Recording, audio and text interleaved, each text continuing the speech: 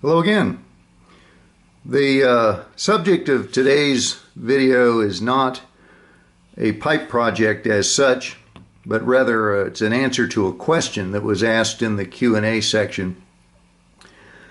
And the question said, are you familiar with a type of tool used by pen makers to square up the ends of pen barrels? And I don't have one, but they look something like this. It's several different size rods, and this bushing here, pretend that has blades on this surface here, and the whole thing then spins inside of wherever you want to put it and cuts the end of a wooden tube with these blades. And I'm not sure if the question was to ask to me was whether or not we could mount stummels in vices and then use this tool on our shanks the same way that they use it for pen barrels, or use this tool by hand. And the answer in both cases is no. It's not literally impossible, but for all practical purposes impossible to clamp a stummel in such a way that you can guarantee axial alignment of something that's this massive. Now, I've shown you how I do it with irregularly shaped stems and stuff, but you start throwing a bowl into the equation and it all goes out the window. And to use a bladed cutter by hand is a very different thing than you guess, because what happens, and it's a little bit, you have to think about it for a minute, but if it's got three cutting edges and you crank on it like this, you're scalloping the end of the work that you're trying to affect. You're actually, with each stroke, you're cutting over the same spot, and you'll end up with undulations in that edge. The only way to prevent that is to have it spinning at a uniform speed and apply uniform pressure, and then it'll cut. But that's virtually impossible to do by hand. And then the final reason that those tools are not good for pipe use is that the mortise of a pipe varies in size from below a quarter of an inch to above a half an inch, and can be anywhere in between. And a thousandth of an inch is the steps, so to speak. The pen makers have standardized sizes. They've only got 3 or maybe 4 internal diameters, so that if you had a cutting tool like this hypothetical one here, all you'd need would be 3 or 4 of these rods and cutters, or maybe there's a bushing that attaches the same cutter to the different rods, I don't know. But that standardization of the internal diameter allows something like that to work, where that you'll never have exactly the same size as what you need, and if you don't, if it's too small, it rattles around. If it's too big, it won't fit. So there is a version of that, though, in concept, that you guys can make if you are so inclined. And it's a piece of drill rod that has, you grind a little groove on one end and wrap it with some string or thread, and then put some epoxy on it, and you've got a little knob on the end. And this is obviously a tenon cut off of a pipe stem, or just cut into a blank. It's got the hole, all that. It's 125, I think. And then this is just what it appears to be, a section of either lucite or ebonite that's been faced and then some sandpaper glued on.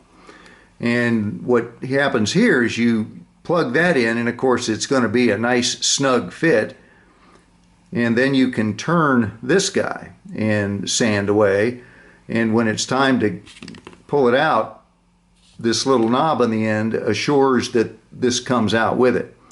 Now the catch is, you can tell by some of the wear on this. Now this is probably 15 years ago that I made this thing and experimented with it.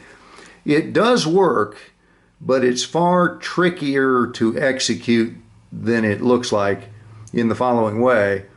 Everything must be extremely low tolerance, very tight, or you'll get wobble. And if you get wobble, you'll end up with a non-square cut. And by far the biggest annoyance is you need to make a separate one of these for every pipe that you want to cut the end of the shank square on. So you, in effect, do 20 minutes worth of work or whatever it takes you to cut and polish a tenon just to be able to square the end of the shank. And then when you're done with it, you throw it in a box, and maybe in 3 lifetimes you've got one of every size you'll ever need. But in the meantime, every time you want to do this, you start out by doing the first steps of making a whole new stem that's never going to be used for anything except for this. So for that reason, the entire notion or the concept of doing that by hand with a tool doesn't really work. Been there, done that. So there are 2 ways that work really well. One is the so-called correct method, the classical method. But it takes not only a lathe to do it, but a fairly large lathe. And the technique is to take a pin gauge. Remember, these come in sets of 250, a thousandth of an inch apart, between 1/4 of an inch and 1/2 inch. It's solid steel. It's not like aluminum or something. You can use this for what I'm going to describe here. You chuck this in your lathe chuck and get it completely spinning true with a dial indicator. And once it's perfectly stationary, appears stationary when it's spinning, shut off your machine and take the stummel that you want to trim the end of. And this has, by the way, been pre-selected to be a squeaky tight fit here. And on it goes, and your stummel then will rotate like so. And you better not go very fast, because it's going to shudder and shake. It's out of balance. Could break off if you spin it too fast. So as slow as the machine will go. And then depending on the shape of the shank, whether it's like teardrop or oval or round, you can approach it either from the end with a cutter or from the side with a cutter, and take off just whispers of wood with each revolution. I mean, as light a cut as you can manage. You don't want to push this stummel off of the pin gauge. But with great care and a little knowledge of what you're up to there. I mean, you can't just slap that together and go. You're going to hurt yourself.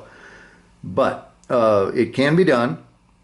But it requires a large enough lathe that you can rotate this and get your tool post gadget back in here between the chuck and the stummel.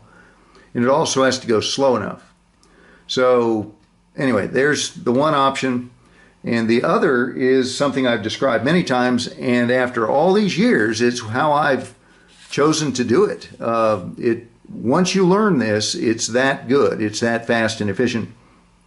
And nothing more than some 600 or 800 grit paper, taped down at one end on a hard, rigid surface like a stone counter, kitchen tabletop type, what do you call those, marble countertop, something like that. You can actually get slabs of marble in for all kinds of purposes, but the stuff like that is sold if you don't have anything around your house.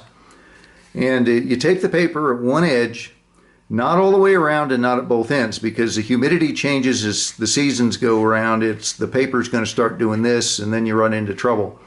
So pretend this end is secured, and then to use this, you just take your weak hand, pull it tight, and take your strong hand and do this kind of thing. Now you go in little circles or you drag it.